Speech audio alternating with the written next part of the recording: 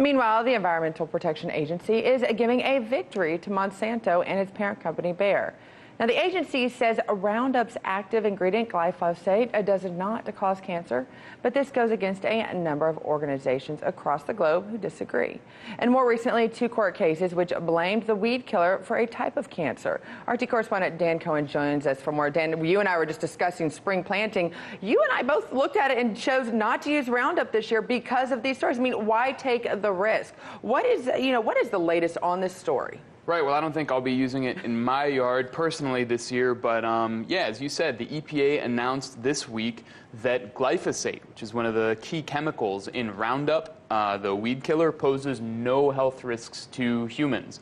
Now, this flies in the face of a lot of what we've heard from the international organizations, like the World Health Organization's International Agency for Research on Cancer. They said in 2015 that it is, quote, probably carcinogenic to humans. It's a 2A listing is what they call it.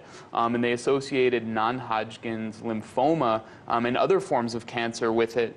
Now keep in mind, the EPA is now headed by Andrew Wheeler, who is a former lobbyist for coal, as well as a number of companies that the EPA is actually tasked with regulating. So some would say this is like, the fox guarding the hen house, as we see so often.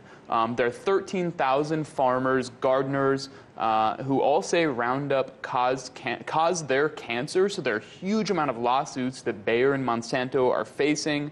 And these lawsuits are allowed to go forward. It's not like they're just getting thrown out of court. Very few of them. They're actually allowed to progress and present their case. Right. There was a huge one last year where a California court said that a groundskeeper who got cancer said that Bayer owes hundreds of millions of dollars to this guy. So there's some factual legal basis in this right now and what's going on. This isn't just throwing out conspiracy theories. Yeah, there's a legal precedent here, exactly. Okay, so what are you mentioned some of the other countries and these organizations around the world, and probably one of the reasons why this is being allowed in the U.S. and not publicly condemned is because you've got a lobbyist involved. There's show me the money, basically. Right, exactly. I mean, Bayer has poured huge amounts of money into advertising and lobbying in order to kind of keep its profits going, keep people buying this stuff. And, I think a lot of critics would say they just kind of delay the science. That's been the tactic, is to delay, create doubt, delay the science from getting out. And still make the profits. Exactly. On that side of it. Exactly. Well, and I have to ask you, you're looking at here, it's spring season, people have been killing weeds. I had to kill all the weeds in my yard, killed my yard, chose not to do Roundup. There are other alternatives. So do we think this is having an impact down the line, whether legal or not, on people actually taking a second look and going, maybe I shouldn't take the risk? Well, I think there's a lot of public consciousness that, there's a lot of people who are like, should I be using this stuff? I don't know if I want to Why take the risk? We're talking about cancer right now. And that's the thing. Why take the risk? Exactly. On that side of it. But there is a lot of pushback. I mean, not only in other countries around the world that have, there are several countries,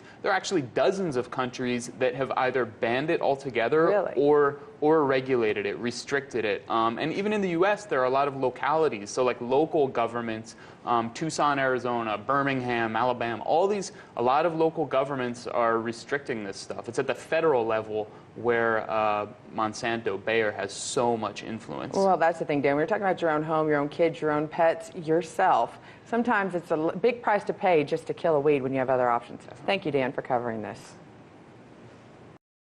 Hey YouTube, thanks for checking out our channel. We hope you enjoyed the video. We have tons of content for you just like this. For more of RT America's one-of-a-kind news and analysis, be sure to subscribe and never stop questioning more.